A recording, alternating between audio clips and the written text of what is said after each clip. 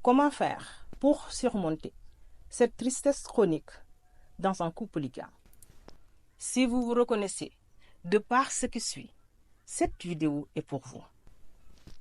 Devant tout le monde, vous souriez, vous essayez de sauver les apparences. Mais le soir, dans cette solitude, vous posez des tonnes de questions comme quoi? Est-ce que je compte toujours pour lui?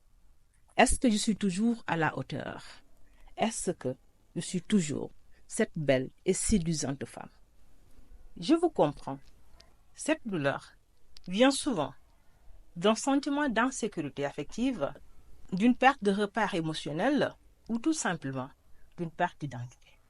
C'est comme si il y avait une lutte intérieure entre cette acceptation culturelle et ce besoin d'exclusivité, de validation et de paix. C'est pourquoi vous avez du mal à dépasser ce stade-là. Et en plus de ça, votre estime en soi prend un coup et vous n'osez pas dire réellement ce qui se passe exactement. Alors, pourquoi j'ai voulu vous faire cette analyse-là avant de vous donner les actions que vous devez mettre en place pour dépasser ce stade-là? Parce que je veux que vous sachiez que je vous comprends parfaitement. J'accompagne beaucoup de femmes qui sont retrouvées dans cette situation. Mais comme j'ai l'habitude de vous dire, nous, on est là pour recadrer. Nous, on est là pour trouver des solutions. Nous, on est là pour que vous puissiez avoir cette paix intérieure-là. Alors, quelles sont les 3 actions que vous devez mettre en place pour que vous puissiez dépasser ce stade-là? La première action à mettre en place, et cette fois-ci, je voudrais vraiment que les hommes aussi puissent écouter ceci, parce que tout simplement, c'est normal qu'au début, que vous ne vous sentez pas bien. C'est normal qu'au début, que vous soyez triste. C'est normal qu'au début, que vous ne savez pas quoi faire parce que vous avez un peu perdu les repères. Mais ce qu'il faut faire est que vous avez besoin de temps. Et ça aussi, votre homme doit savoir que vous avez besoin de temps.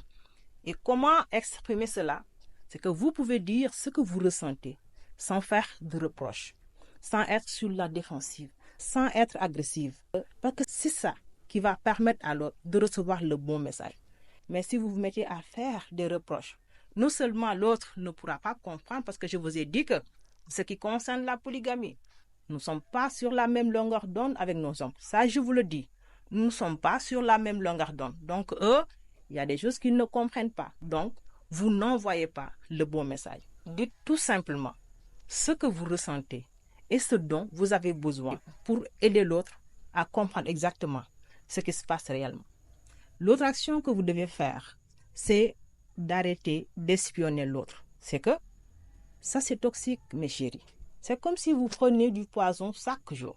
Vous vous réveillez, vous prenez du poison, mais comment vous pouvez avoir une belle journée avec cette attitude-là? Comment vous pouvez avoir une belle journée avec ce comportement-là? C'est pas possible. D'accord? Donc, vous devez déconnecter tout ce qui peut vous faire basculer dans cet état-là. C'est la deuxième chose à faire. La troisième action à mettre en place, et ça, à chaque fois, vous l'entendez de par mes vidéos, j'y reviens tout le temps. Quand je demande, qu'est-ce que vous faites dans votre vie personnelle? La plupart du temps, vous répondez, rien du tout. Cherchez une activité, mes chéris. Cherchez quelque chose qui vous passionne. Parce que je vais vous dire quelque chose, c'est que cette tristesse-là, c'est vrai qu'il y a cette situation qui est là, mais ce qui l'a amplifiée, vous savez c'est quoi? C'est parce que vous vous dites que moi je me suis sacrifié. Vous vous dites que moi je me suis oublié. Vous vous dites que moi je me suis donné à 110% et voilà ce que j'ai récolté. Donc, créez une activité qui vous passionne, qui vous valorise, qui vous permet d'avoir cette joie de vivre. Ça va vous aider. Ça va aider vos enfants et ça va aider aussi le couple. Vous voyez que ces temps-ci, je parle beaucoup de la polygamie. Parce qu'un couple polygame ne doit pas être une prison, mais plutôt un cadre où chacun peut s'épanouir. C'était ça que je voulais partager avec vous. Mais, boy, comme tu figures dans la vidéo là, il faut dire coucou là. Voilà.